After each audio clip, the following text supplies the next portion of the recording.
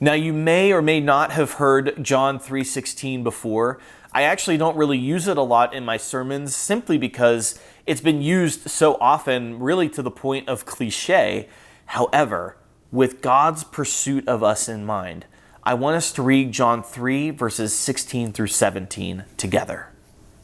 For God so actively loved the world that he gave his one and only Son, that whoever believes in him will not die, but will have eternal life. For God did not send his Son into the world to condemn the world, but to save the world through him.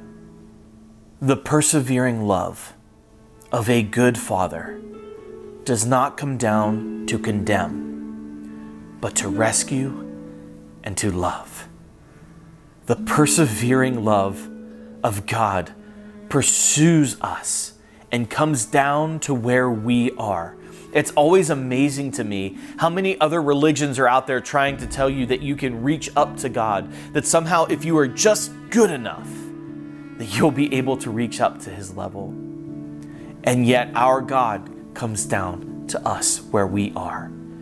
Because you and I, we can't save ourselves and we can't reconcile ourselves back to God. Only he is able to reconcile us back to himself. And yet, even though we have sinned and fallen short, we've made mistakes, we've turned our back on him, God still comes through for us. Because if God didn't love us, if he didn't care about you and I, do you think that he would have come down to us? The God of the universe, think about that for a second. He comes down to this earth and experiences life as a human so that we could be reconciled to him. You are so loved that the God who is greater than anything we could ever imagine comes down and he experiences hunger and thirst. He experiences joy and grief. He experienced happiness and pain. He even experienced death.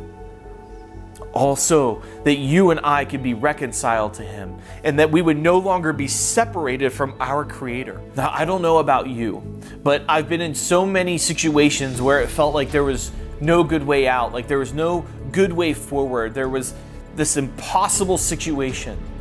And maybe you are there right now. Maybe you've experienced those situations. Maybe you felt like you've been trapped in this cycle and there's just no escape. Maybe you've been wondering, God, where are you in the midst of this? Why have you allowed this to happen? Why have you allowed this pain and this grief and this sadness to occur? And it is in those very moments of despair and hopelessness where we have a God who can empathize with us.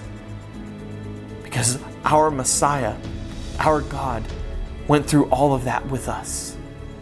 And it is in that persevering love of the Father and in the persevering love of Jesus that we see his name come to bear its ultimate meaning and purpose, which is salvation and rescue and deliverance.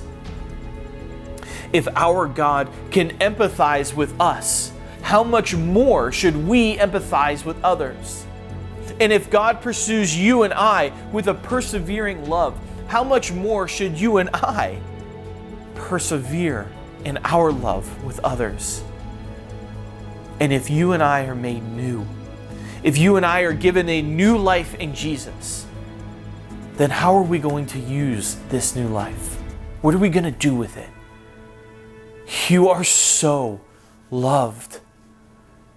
But now it's time to ask that question. What are we going to do with that love?